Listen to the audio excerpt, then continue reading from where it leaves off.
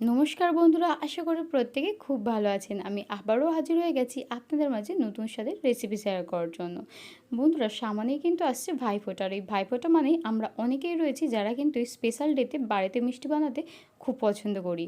আর বাড়িতে মিষ্টি বানানো মানেই আমাদের মাথায় কিন্তু আসে ময়দা, আটা বা গুঁড়ো দুধ, এইসব দিয়ে কিন্তু আমরা বানাই, আবার ছানা দিয়েও বানিয়ে থাকি।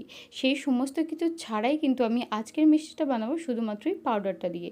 আর এই পাউডারটা দিয়ে আমি মিষ্টি কিন্তু খুব চটজলদি তৈরি করবো। আর এই পাউডারটা কী সেটা জানতে হলে ভিডিওটা শেষ অবধি দেখতে থাকুন। আশা করছি আপনাদের খুবই পছন্দ হবে, কারণ আজকের যে মিষ্টিটা আমি আপনাদের মাঝে পরিবেশন করব দেখে বুঝতে পারছেন হয়তো এটা কিন্তু একটা তাল রেসিপি, মানে আমি তালের শেপ দিয়েছি। আর এই তালের শেপ দিয়ে দুর্দান্ত স্বাদের একদম নতুন রেসিপিটা আমি কীভাবে বানিয়েছি তো একটু স্কিপ না করে শেষ অবধি সঙ্গে থাকুন। দেখুন বন্ধুরা, আজকের মিষ্টিটা বানানোর জন্য আমি এখানে নিয়ে নিয়েছি আমন্ড। আর এই আমন্ডগুলোকে কিন্তু আমি খুব ভালো করে একদম মিহি পাউডার বানিয়ে নেব। দেখুন, যার মধ্যে কিন্তু একটু রাফ মানে খসখসে ভাব থাকবে না, একদম কিন্তু এটা ফাইন পাউডার তৈরি করে নিতে হবে। আর এখানে আমি একটা পাত্রে করে কিন্তু সামান্য জল দিয়ে গরম করে নিয়ে তার মধ্যে গুঁড়ো দুধ একটু গুলিয়ে নিয়েছি। এটার পরিবর্তে আপনারা কিন্তু একটু লিকুইড দুধ নিয়ে নিতে পারেন। তার মধ্যে দিয়ে দিলাম এই বাদামের গুঁড়োটা, যেটা আমি তৈরি করেছিলাম। দিয়ে দেখুন খুব ভালো করে কিন্তু মিশিয়ে নিচ্ছি। এটা যখন ঠিক এভাবে একটু ঘনত্বে চলে আসবে, আমি এই পর্যায়ে দিয়ে দেবো কিন্তু চিনি।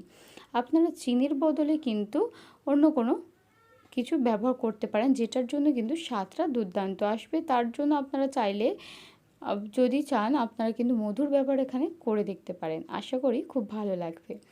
এবারে দেখুন, এটাতে আমি খুব ভালো করে মিশিয়ে নেওয়ার পরে এবার আমি দিয়ে দিচ্ছি কিন্তু গুঁড়ো দুধ। আর গুঁড়ো দুধটা এই জন্য দিচ্ছি যাতে ডোটা টাইট হয়, কারণ আমরা প্রত্যেকেই জানি যারা রান্না করে থাকি যে বাদাম থেকে কিন্তু একটা তেল ছাড়তে থাকে। আর এই তেলটার জন্য কিন্তু আমরা যতটাই ডোটা ড্রাই করি না কেন, এইটা কিন্তু ঠিক তেল তেলে হয়ে একটু নরম হয়ে যাবে। তাই গুঁড়ো দুধ দিয়ে কিন্তু আমি এই ডোটা একটু টাইট করে নিয়েছি। আর অল্প পরিমাণে কিন্তু গুঁড়ো দুধেরই প্রয়োজন হয়েছে। এবার একটা পাত্রের মধ্যে নিয়ে নিয়েছি 2 থেকে 3 ফোঁটা চকলেট ফুড কালার, তার মধ্যে দিয়ে দিচ্ছি মিশ্রণটা। দিয়ে খুব ভালো করে কিন্তু ফুড কালারের সাথে মিশিয়ে নিতে হবে। আর এই পর্যায়ে কিন্তু এই মিশ্রণটা একদম গরম রয়েছে।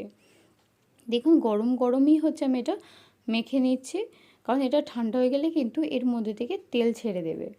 তো দেখুন ডোটা ঠিক এভাবে তৈরি করে নিতে হবে। আমি অল্প অল্প করে ডো বানাবো আর এই মিষ্টিগুলো তৈরি করব। মানে একেবারে আমি কিন্তু সমস্ত ডোটার মধ্যে ফুড কালার মিশিয়ে নেব না, কারণ এই যে মিশ্রণটা তৈরি করেছি এটা যতক্ষণ বেশি থাকবে, বেশি টাইম এর মধ্যে থেকে তেল ছাড়বে। তাই কিন্তু অল্প অল্প মিশ্রণ আমি তৈরি করে নিয়ে এই মিষ্টিগুলো তৈরি করব। আর আপনারা যদি ভালোভাবে খেয়াল করেন দেখতেই পাবেন আমি কিভাবে এই শেপটা দিয়েছি। আর উপর থেকে কিন্তু পুরোপুরি তালের লুক দেওয়ার জন্য আমি কিন্তু ঠিক এভাবে এটা ব্যবহার করেছি। এবং এটা কি সেটা আপনারা আমার কমেন্টে জানিও বন্ধুরা, যদি আপনারা বুঝতে পারেন।